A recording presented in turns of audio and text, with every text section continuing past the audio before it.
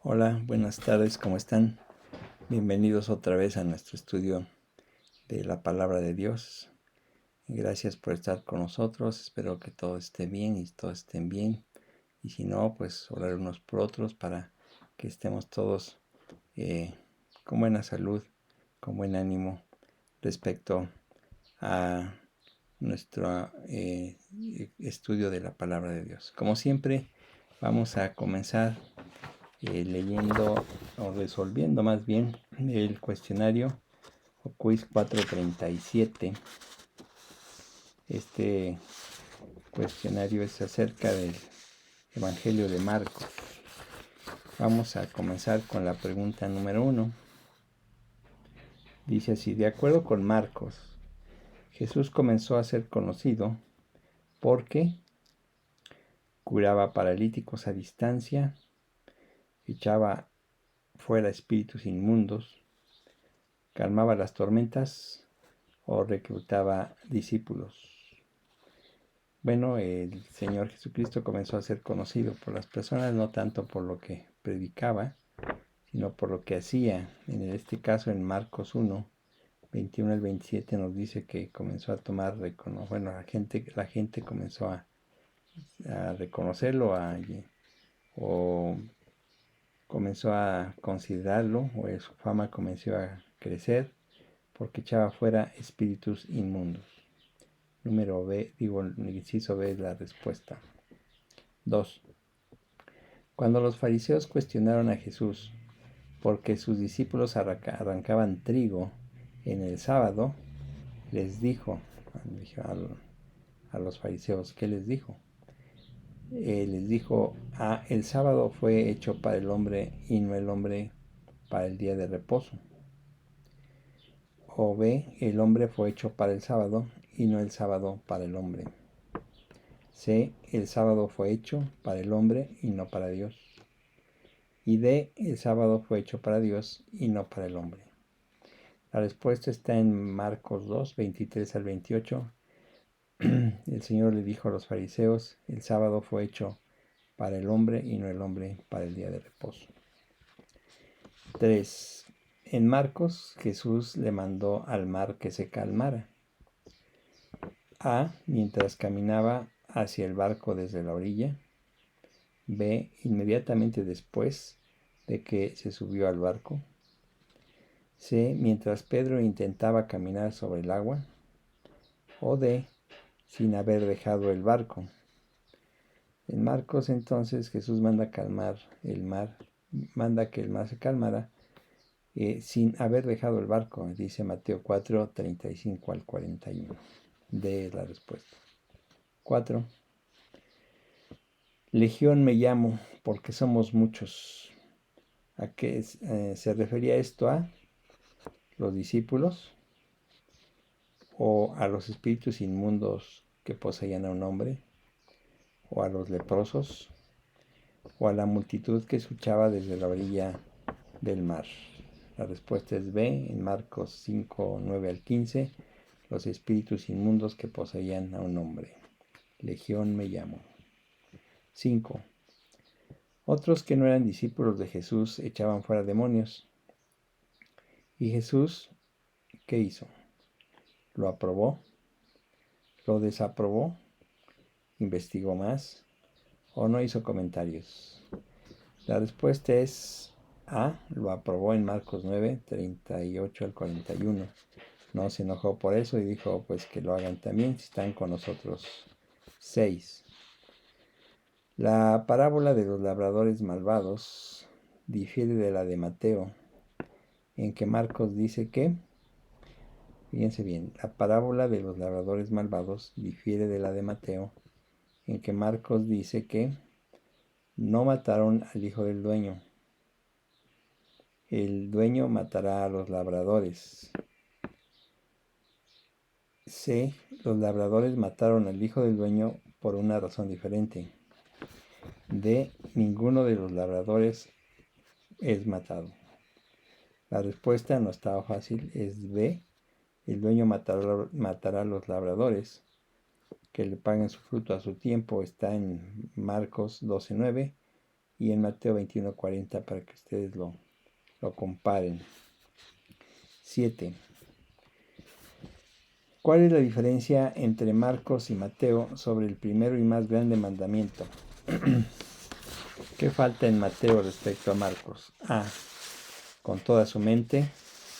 B. Con todo tu corazón. C. Con todas tus fuerzas. Y D. Con toda tu alma.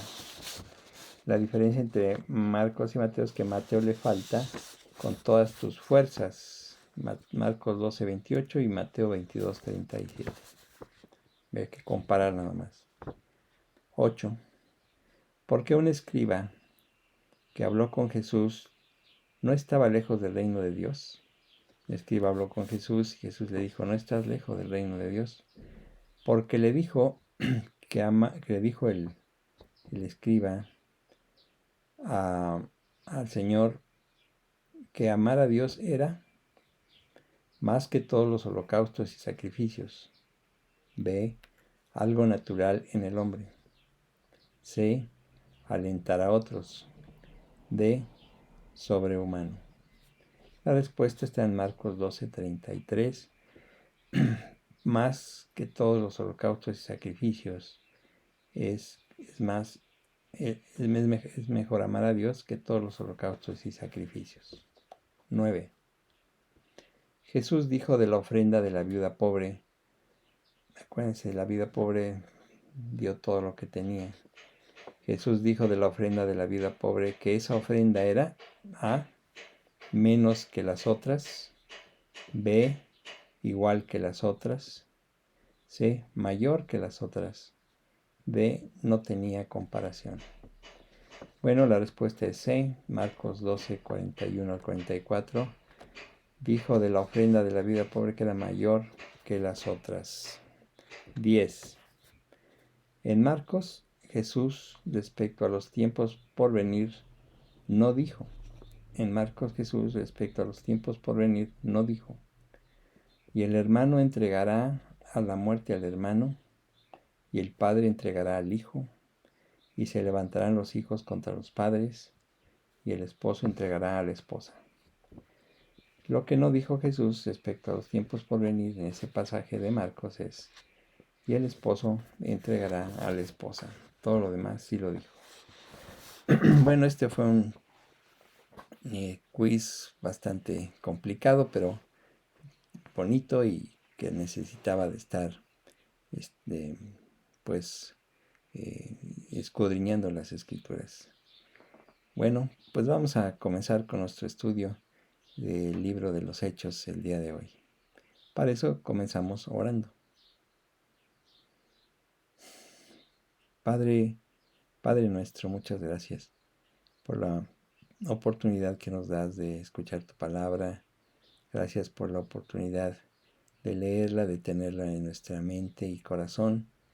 Y porque eso no solamente nos anima y nos alienta, sino hace que enfoquemos nuestra mente en las cosas tuyas y no en los problemas por venir, ni en los problemas que pasamos, sino en ti, que tú eres nuestro pronto auxilio en tribulaciones y también nuestra fortaleza en todo momento. Pero sobre todo te pedimos entendimiento para que lo que aprendamos lo podamos poner en práctica en nuestras vidas. Te lo pedimos en el nombre de Jesús. Amén. Bueno, entonces aquí vamos a iniciar de lleno ya entonces nuestro estudio del libro de Hechos de los Apóstoles. Este libro, como ya vimos, es la segunda parte del libro que hizo Lucas. Lucas hizo el Evangelio y también el libro de los Hechos, e iban juntos. Después, por motivos del canon de las Escrituras, o sea, del orden del Nuevo Testamento que todos ustedes tienen en sus Biblias, se colocó el Evangelio de Lucas entre los Evangelios, el tercero de ellos, de 4. Pero obviamente el libro de Hechos no quedó a un lado, sino al contrario. Es un libro tan importante que sirve de puente entre la vida de Jesús, el Evangelio proclamado por él, y todo lo que la iglesia hizo después y la doctrina en las cartas de los apóstoles. Vamos a comenzar leyendo Hechos 1 al 3. Dice así: En el primer tratado, oh Teófilo, hablé acerca de todas las cosas que Jesús comenzó a hacer y a enseñar, hasta el día en que fue recibido arriba, después de haber dado mandamientos por el Espíritu Santo a los apóstoles que había escogido, a quienes también, después de haber padecido, se presentó vivo, con muchas pruebas indubitables, apareciéndoseles durante 40 días y hablándoles acerca del reino de Dios. Lucas inicia recordando a Teófilo lo que le había escrito en su primer volumen, por decirlo así, su primer volumen de esta obra, de lo que Jesús hizo y de lo que Jesús enseñó. Como hemos visto, no sabemos bien quién era Teófilo, pero lo más seguro es que era un funcionario griego que conocía a Lucas de manera muy cercana. Se ha pensado que Teófilo ya era creyente porque se nos dice que ya conocía del cristianismo. Lucas nos dice que ya conocía algunas cosas.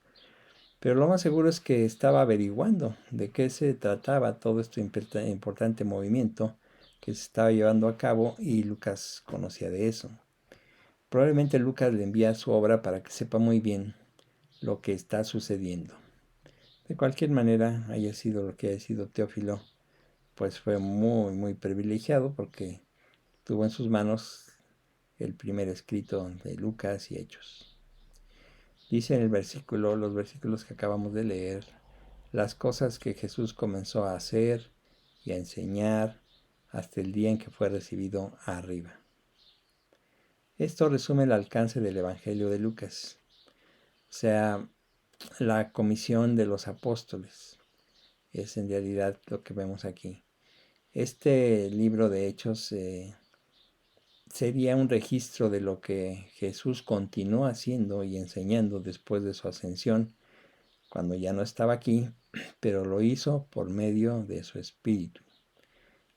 Este Espíritu siguió ahora no junto a los discípulos, sino en los discípulos, ahora en los cristianos, ahora en los creyentes. Y ese es un gran privilegio porque cuando ustedes leen el Antiguo Testamento, pues Jesús siempre, Dios mismo, se refiere a que está con.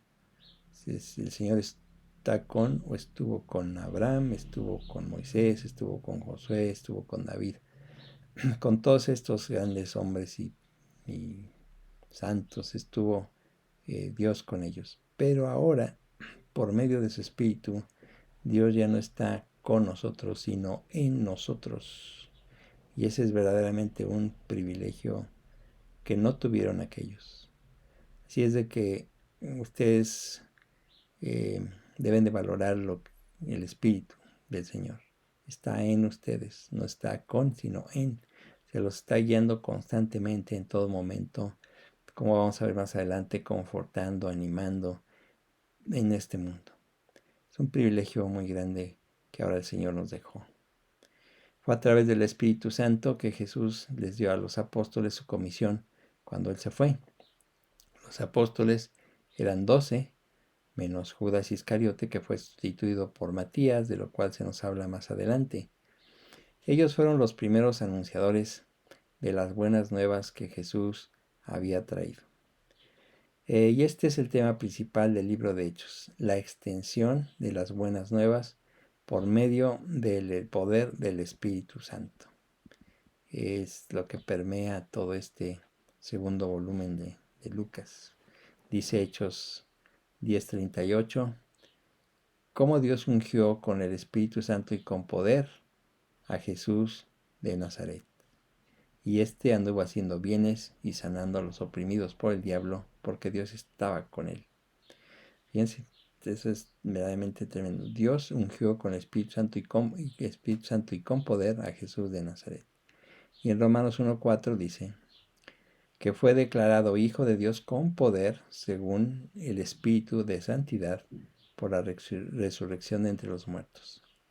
Entonces, la extensión de las buenas nuevas es por medio del poder del Espíritu Santo que vino a nosotros a través de Jesús. Los discípulos fueron especialmente investidos de este poder por medio de Jesús. En Juan 20:22, ¿se acuerdan que estudiamos ese pasaje? Dice, y habiendo dicho esto, sopló y dijo, recibid el Espíritu Santo. No solamente el Señor Jesús es investido con poder, sino también sus discípulos. Así que Lucas nos hace evidente por medio de qué poder los hechos de los apóstoles se llevaron a cabo. El Evangelio es solo la historia que Jesús comenzó a hacer y a enseñar. Su vida terrenal fue solo el principio de una actividad que no ha llegado a su fin. Continúa. Él comenzó a hacer y enseñar, y esas enseñanzas y esas obras siguen y no tienen fin mientras la iglesia esté aquí. Jesús no solamente nos dejó su nombre y una influencia que no tiene fin. O sea, el Señor Jesús es universalmente conocido y hay muy pocos lugares donde no han escuchado el nombre de Jesús, pero cada vez más y más la gente sabe que Él vino. El Señor Jesús está vivo, está activo y lleno de poder. Él no es meramente alguien que fue, sino que es uno que es y su vida continúa eternamente. Es importante saber esto porque es la base de la extensión del Evangelio. En un sentido, el tema y la lección del libro de Hechos es que la vida de Jesús continúa en la iglesia. Estaba leyendo que un famoso profesor de teología en una universidad europea que había sido misionero cuenta de un hindú que fue a buscar a un creyente ahí en la India, un creyente indio. Y ese hindú le dijo que había leído sin la ayuda de nadie el Nuevo Testamento y que se había sentido muy atraído por la persona del Señor Jesucristo, narrado en los Evangelios, pero que cuando siguió leyendo el libro de Hechos, que ahí él descubrió lo que él llamó un nuevo mundo, al ver lo que pensaron e hicieron los discípulos de Jesucristo. Este hombre dijo que quería y tenía que pertenecer a esa iglesia, que era la continuación de la vida de Cristo. Por eso es tan importante este libro, ya que la gente incrédula o los creyentes que no están bien firmes se animan mucho leyendo este libro y algunos también como se convierten. Así que de esto nos habla el libro de los Hechos. El pasaje que estamos estudiando nos cuenta cómo recibió la iglesia el poder para cumplir su misión por medio del Espíritu Santo. En el Evangelio de Juan se describe al Espíritu Santo como el Consolador, ustedes lo saben. Y un consolador, o sea, la palabra consolador significa aliviar la pena o el dolor de alguien. Pero sería mejor, sabiendo todo esto que nosotros conocemos, llamarle el confortador. Y el confortador viene de una palabra latina que se llama fortis. Y fortis quiere decir valiente, el que da vigor, el que da espíritu y fuerza, el que anima y alienta al afligido. Realmente ese es el espíritu ahora en nosotros, el confortador, el valiente, el que da vigor, el que anima, el que nos alienta en cada momento. En el Nuevo Testamento es muy difícil nosotros poder separar la obra del Espíritu de la del Cristo resucitado, ya que esa obra es el cumplimiento de la promesa de Jesús. Acuérdense de lo que dice Mateo 28:20, enseñándoles que guarden todas las cosas que os he mandado. Y aquí yo estoy con vosotros todos los días hasta el fin del mundo. Amén. Entonces no podemos separar la obra del Espíritu de la de Cristo resucitado, porque continúa. Dice el Señor Jesús, y aquí yo estoy con vosotros todos los días hasta el fin del mundo. No debemos olvidar que Él siempre estará con nosotros mientras estemos aquí. Jesús le dijo a los apóstoles que esperaran la venida del Espíritu Santo. O sea, tenía una razón de ser esa espera también. Dijo, no se vayan y esperen la venida del Espíritu. Si nosotros nos ponemos a pensar un poquito, recibiríamos más poder, valor, paz, si aprendiéramos a esperar. O sea, todo el tiempo estamos pasando por momentos difíciles, pero en los trances de la vida tenemos que aprender a estar tranquilos. Dice Isaías 40:31, pero los que esperan a Jehová tendrán nuevas fuerzas. Levantarán alas como las águilas, correrán y no se cansarán, caminarán y no se fatigarán. En medio de una vida de prisas, en medio de una vida de estrés, debe haber un lugar para tener una sabia espera, una pausa, un tiempo para recibir del Señor. Si nos involucramos en el correr, en el ir y venir, aunque el Señor nos diga esperen por la venida del Espíritu, por así decirlo, no lo esperaríamos y tendríamos una agenda bien complicada y no nos vamos a detener para recibir. Hay que forzar ese tiempo, dejar a un lado todo. No debemos saber discernir entre lo urgente y lo importante. Generalmente lo urgente no es tan urgente, muy raro que sea así, pero lo importante sí está continuamente ahí. Hechos 1:3 dice, a quienes también, después de haber padecido, se presentó vivo con muchas pruebas indubitables, apareciéndoseles durante 40 días y hablándoles acerca del reino de Dios. Bueno, aquí dice que después que el Señor padeció, resucitó, se les presentó vivo a los discípulos y con pruebas que no se pueden negar. O sea, por 40 días entre su resurrección y su ascensión, Jesús se apareció a intervalos a sus apóstoles y a otros seguidores, de tal manera que no quedase ninguna duda de que Él estaba vivo, de que Él había resucitado. Esas apariciones ustedes las pueden encontrar en el Nuevo Testamento. Uno de los versículos donde resume las apariciones, pero no habla de todas, lo tenemos en 1 Corintios 15, 5 al 7.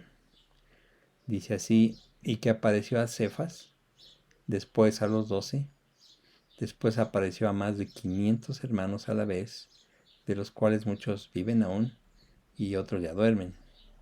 Después apareció a Jacobo, después a todos los apóstoles. Apareció en otros lugares más también, pero aquí es un buen lugar para ir entendiendo que el Señor se apareció muchas veces para dejar claro que Él estaba vivo después de haber muerto y resucitado. Se nos dice aquí en el versículo 3 de Hechos 1, dice, hablándoles acerca del reino de Dios.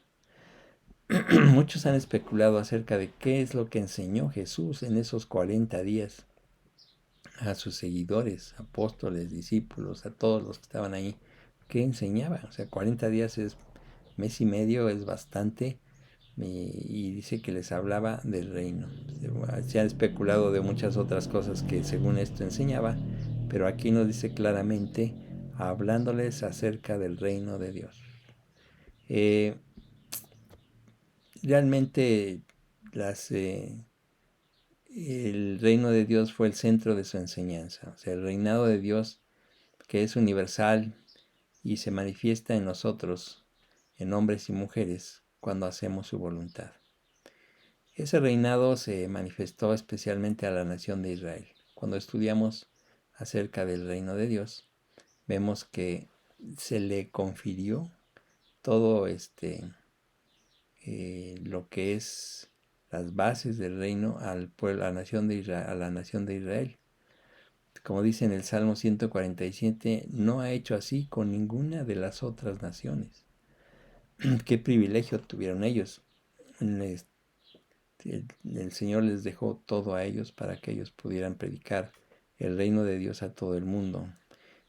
Ellos también fueron dirigidos por profetas o por reyes. Los reyes fueron impuestos por el Señor mismo, pero esos reyes no hicieron el trabajo de representar al Señor, así que fallaron en administrar ese reinado.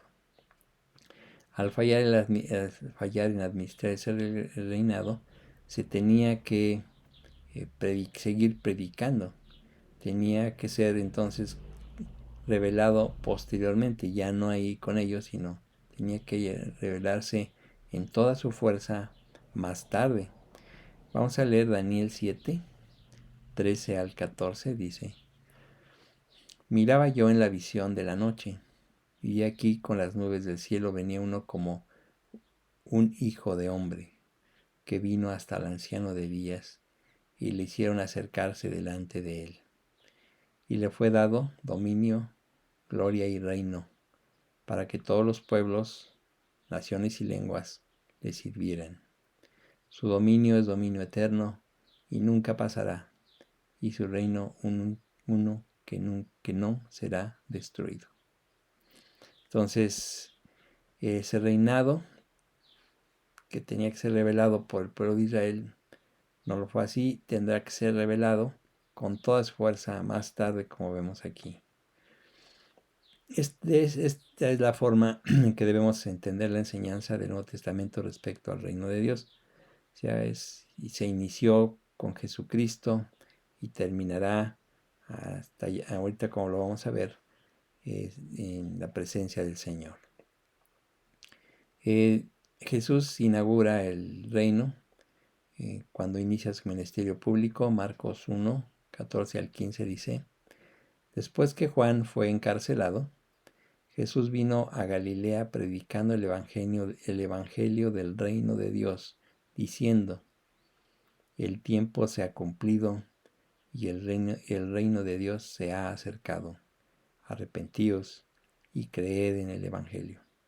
Ahí inicia el reino de Dios con la predicación, las obras del Señor Jesucristo. Ese mismo reino fue manifestado en poder por medio de la muerte y la exaltación de Jesús.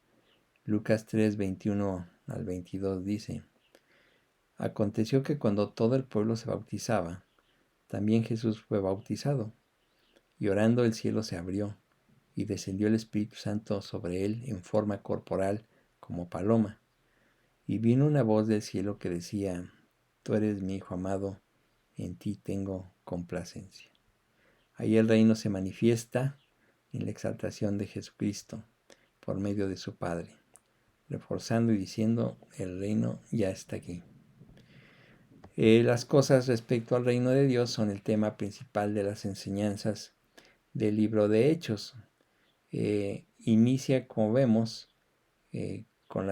como dice Lucas aquí en el libro de Hechos, inicia con las enseñanzas del Señor Jesucristo. Y el libro de Hechos termina con las enseñanzas del Señor Jesucristo a través del apóstol Pablo, de las cosas que el Señor había realizado. Hechos 21:31 dice: predicando el reino de Dios, el apóstol Pablo, predicando el reino de Dios y enseñando acerca del Señor Jesucristo abiertamente y sin impedimento. O sea, domina todo desde el principio hasta el fin, lo que es la predicación del reino de Dios.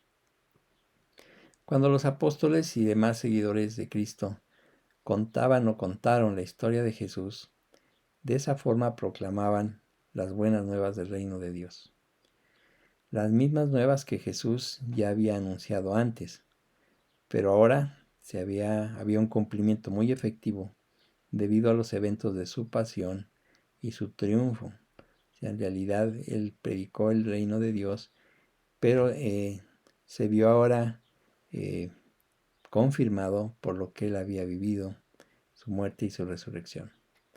Podemos concluir que la enseñanza del reino de Dios que Jesús le dio a los apóstoles durante esos 40 días que se apareció ya resucitado, fue esa enseñanza para reforzar y dejar en claro los eventos de salvación en el mensaje del reino que ahora ellos tenían que proclamar. No nada más vino a darles alguna enseñanza sencilla, sino a decirles todas estas cosas para que quedara muy claro la forma en que se tiene que predicar y el significado de esa predicación. Lucas nos muestra al final de su evangelio una prueba de esta enseñanza, diciendo que Jesús es el que abre el entendimiento para que comprendamos las Escrituras. Lucas 24, 45 al 47 dice: Entonces les abrió el entendimiento para que comprendiesen las Escrituras. Y les dijo: Así está escrito, y así fue necesario que el Cristo padeciese y resucitase de los muertos al tercer día, y que se predicase en su nombre el arrepentimiento y el perdón de pecados en todas las naciones, comenzando desde Jerusalén. Qué versículos tan importantes estos, ¿eh? En realidad, Él abre el entendimiento para comprender las Escrituras. Cuando ustedes se convierten, cuando ustedes hacen una decisión correcta respecto al Señor Jesucristo, la mente se les abre. El Señor abre el entendimiento y comienzan a entender las Escrituras. Poco a poco comienzan a ver el valor de lo que ustedes tienen enfrente, que es la Biblia. El reino de Dios lo podemos entender en los eventos de la vida, la muerte y resurrección de Jesús. Y cuando proclamamos esos eventos en una forma correcta, predicamos el evangelio del reino de Dios. Eso es muy importante. Realmente predicar el reino es lo más importante porque ahí involucra que la gente se convierta, como dice aquí el Señor Jesucristo, que se predicase en su nombre el arrepentimiento y el perdón de pecados en todas las naciones. Cuando los apóstoles proclamaron las buenas nuevas, no se quedaron solo en la resurrección y exaltación de Jesucristo, sino que fueron más adelante, hablando de un evento futuro que iba a consumar o consumaría todos los eventos de esta salvación. Pedro lo dijo en su encuentro con Cornelio, en Hechos 10:42. Dijo Pedro: y nos mandó que predicásemos al pueblo y testificásemos que Él es el que Dios ha puesto por juez de vivos y muertos. Ahí vislumbra Pedro lo que viene. Y el apóstol Pablo lo dijo también a los griegos que se habían reunido en el Areópago en Atenas. Ahí en Hechos 17:31 dice el apóstol Pablo: por cuanto ha establecido un día en el cual juzgará al mundo con justicia, por aquel varón a quien designó, dando fe a todos con haberle levantado de los muertos. Este juicio del mundo coincide en la predicación aquí de los apóstoles con la venida de Cristo. Es la manifestación final, es la manifestación perfecta del reino divino. Es cuando cada rodilla se doblará a su nombre y cada lengua confiese que Jesús es el Señor.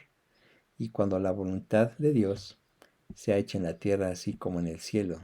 Filipenses 2, 10 al 11 dice, hablando de esto: para que en el nombre de Jesús se doble toda rodilla de los que están en los cielos y en la tierra y debajo de la tierra, y toda lengua confiese que Jesucristo es el Señor, para gloria de Dios Padre.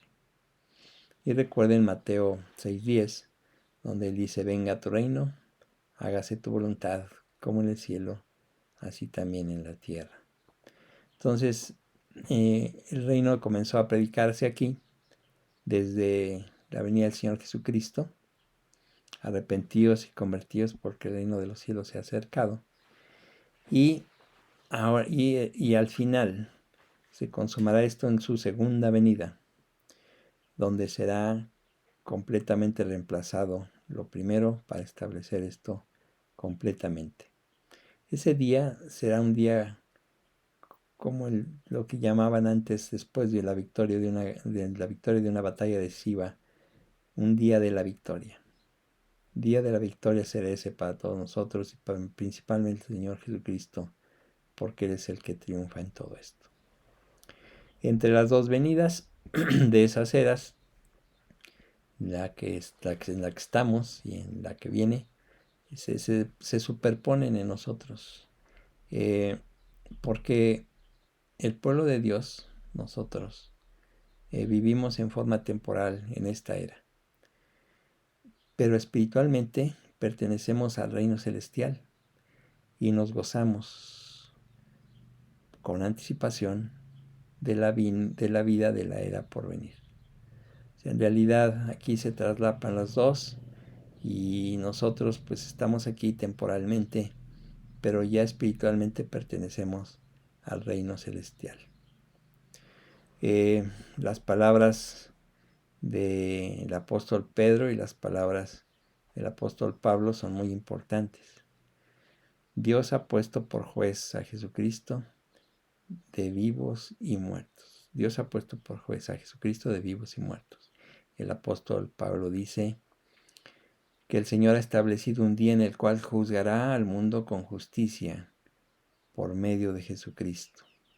O sea, en realidad, ahorita el Señor Jesucristo te está ofreciendo salvación. Te dice: arrepiéntete, cree en el Evangelio para perdón de tus pecados. Y es el momento en que tú debes de abrazar y de recibir esa invitación, aceptar la invitación para que puedas venir a la salvación que el Señor Jesucristo te está ofreciendo gratuitamente, solamente que creas. Pero si no, entonces vendrá por segunda vez como juez, que juzgará al mundo con justicia. Y si no has hecho una decisión por Cristo, ten cuidado, porque la eternidad la pasarás alejado de Dios en el infierno por simplemente no haber aceptado la invitación de Jesucristo y creído en Él. Ahorita todavía hay tiempo. El Señor está extendiendo las manos para que tú hagas una decisión por Él, creas en Él, te arrepientas de tus pecados. Con el corazón se cree para justicia, pero con la boca se confiesa para salvación. Y todo aquel que invoca el nombre del Señor se va a salvar. O sea, en realidad aquí Dios está extendiendo su misericordia. Es el momento, es la época de gracia, pero después vendrá la de justicia, donde el Señor, como dice aquí, pues va a juzgar a todos con justicia. Si no has hecho una decisión por Cristo, conoces de este llamado, conoces de la vida de Cristo, pero no ha hecho ninguna huella en ti, no ha repercutido en tu vida y sigue siendo lo mismo. No has hecho una decisión correcta, sino que estás perdido o perdida. Pero este es el momento en que tú puedes decir: ahorita entiendo y ahorita me arrepiento y hago una decisión por Él. Si quieres hacerlo donde quiera que estés, voy a orar, tú puedes repetir lo que yo diga y de esta forma corregir este error tan grande en el que estás viviendo. Vamos a orar. Dios, entiendo en este momento que tú sigues invitándome al arrepentimiento y yo me había negado o me he negado muchas veces. Te pido perdón y me arrepiento de mis pecados y creo ahora en tu muerte, en la cruz y en la resurrección al tercer día. Me arrepiento de mis faltas, me arrepiento de mis pecados y recibo ese regalo de Dios para mi vida. Señor, gracias por ser tan paciente, esperarme a este momento para poder recibir tu salvación. Todo esto lo creo porque tu palabra lo dice. En Cristo Jesús. Amén. Esa es una gran decisión, una correcta decisión, porque el Señor está extendiendo sus manos todo el día, todos los días, antes de que Él venga por segunda vez. Cuando Él venga por segunda vez ya no habrá esa extensión de manos ni esa invitación, sino solamente un juicio. Si lo hiciste, bienvenido a la familia del Señor. Si no, pues todavía hay tiempo, no sabemos cuánto. El Señor está muy cerca. Todos los eventos que vemos alrededor de nosotros nos muestran que así es. Cristo no tarda en venir.